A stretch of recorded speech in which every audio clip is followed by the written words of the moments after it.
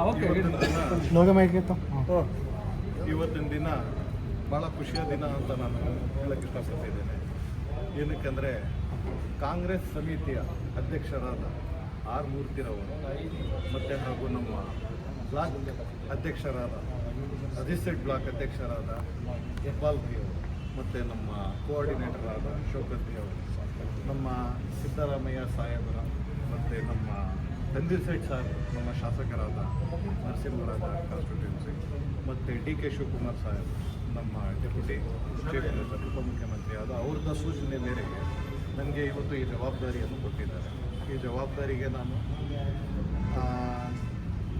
ತುಂಬ ನಿಷ್ಠೆಯಿಂದ ನಾನು ಸಂಘಟನೆ ಈ ನಮ್ಮ ಪಕ್ಷಕ್ಕೆ, ಮೈಸೂರು ಪಕ್ಷಕ್ಕೆ, ಕಾಂಗ್ರೆಸ್ ಪಕ್ಷಕ್ಕೆ ಬಲಗೊಳಿಸೋಕ್ಕೆ, ನಾನು ಬಲಪಡಿಸೋದಕ್ಕೆ ನಾನು ನಿರಂತರ ನಾನು ಸೇವೆ ಮಾಡ್ತೀನಿ ಅಂತ ಹೇಳ್ತೀನಿ.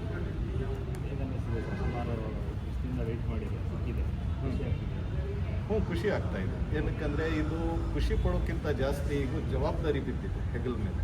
ಈ ಜವಾಬ್ದಾರಿಯನ್ನು ನಿಭಾಯಿಸಬೇಕು ಅಂತಿರೋದು. ನಿಮ್ಮ ತಂದೆಯವರು ಕೆಲಸ ಮಾಡ್ತಾರೆ?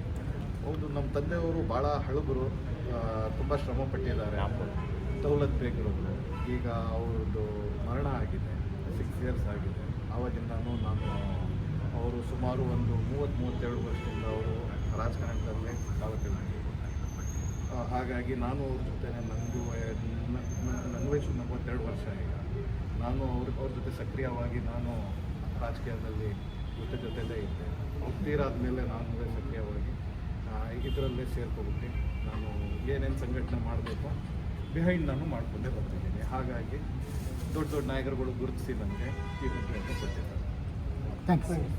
ಇಲ್ಲೊಂದು